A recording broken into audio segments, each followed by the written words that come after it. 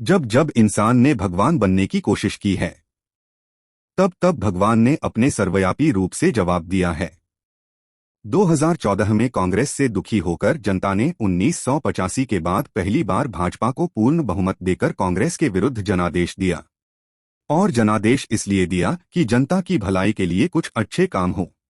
लेकिन भाजपा के प्रधानमंत्री नरेंद्र मोदी और तड़ीपार अमित शाह की जोड़ी ने धीरे धीरे अपना रूप दिखाना आरंभ किया। और जो भाजपा सरकार प्रतिवर्ष 2 करोड़ के रोजगार के साथ आई थी, उसने प्रतिवर्ष 2 करोड़ रोजगार छीनना आरंभ कर दिया और आम जनता पर तरह तरह बोझ लादना आरंभ कर दिया। और चुनावी वर्ष 2019 आते आते वे सारे हथकंडे अपनाए, जिसने बाबा साहब अंबेडकर के बनाए गए संविधान को भी तार तार कर दिया।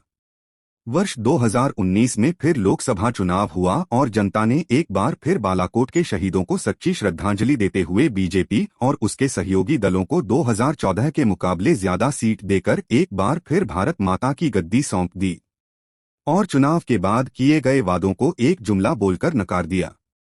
और असली खेल तो इस गुजराती जोड़ी ने 2019 के बाद आरंभ किया। जिस भारत को दुनिया का सबसे बड़ा लोकतंत्रित्व देश कहा जाता है, उसी भारत में इन दोनों ने तानाशाही आरंभ कर दी। इसी के साथ भारत में गरीबी, बेरोजगारी, भ्रष्टाचार, भाई भतीजवाद, धार्मिक उन्माद, जातिवाद भी बढ़ता गया।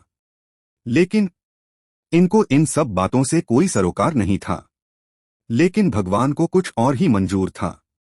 इसी दौरान विश्व महामारी कोरोना का आगमन हुआ और इस दौरान इन्होंने करोड़ों भारतीयों के भविष्य से खेलने का काम किया और एक ऐसी दवा को कोरोना दवा के रूप में मंजूरी दे दी जो कि पूर्ण रूप से सुरक्षित नहीं थी, जिसकी वजह से लाखों लोगों को अपनी जान से हाथ धोने पड़े।